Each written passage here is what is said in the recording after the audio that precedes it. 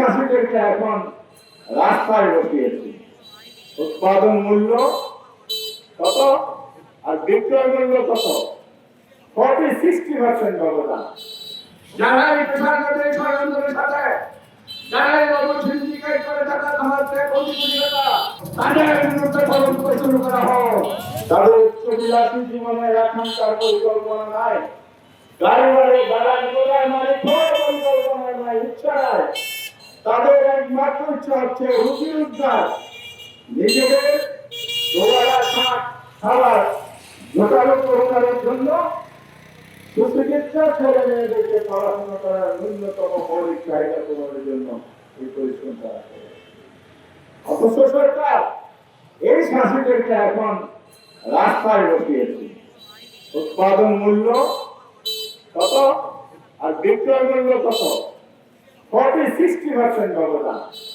40% loss দিয়ে প্রতি মনে যে মূল্য আছে তার উৎপাদন যেটা হয় এখানে বিরাট একটা এই বছর লবণ আমদানি করবে। এই অবস্থায় এই অবস্থায় লবণ আমদানি আমি সম্পূর্ণ টাকা আপনাদেরকে দিয়েছে।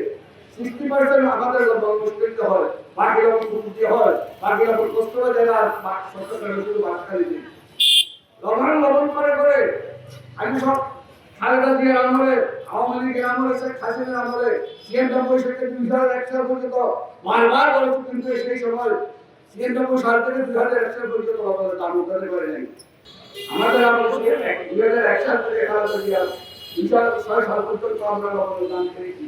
তাদের আমলে কিছু পেয়েছি, কিন্তু এটাই বলেন কি আমাদের উপর বুধুককে ভালো যারা এই পেশাগত ষড়যন্ত্রের সাথে, যারা এই লবণ সিন্ডিকেট করে টাকা কামাচ্ছে কোটি কোটি টাকা, তাদের বিরুদ্ধে তাদের বিরুদ্ধে তদন্ত শুরু করা হোক। আগামীকাল তাদের আইন করতে সেটা নাকি আছে, এখানে উদ্যোক্তা উদ্যোক্তা আপনারা কর্মসূচি দিন, মাইকিং করুন, মহাস্থায়ী প্রক্রিয়া সহ সমগ্র কর্তব্য আসল করে দেওয়া হলো। লবণ আমদানিতে পারমিট দেওয়া হয়েছে সেটা অনিসত্তর বন্ধ করতে হবে।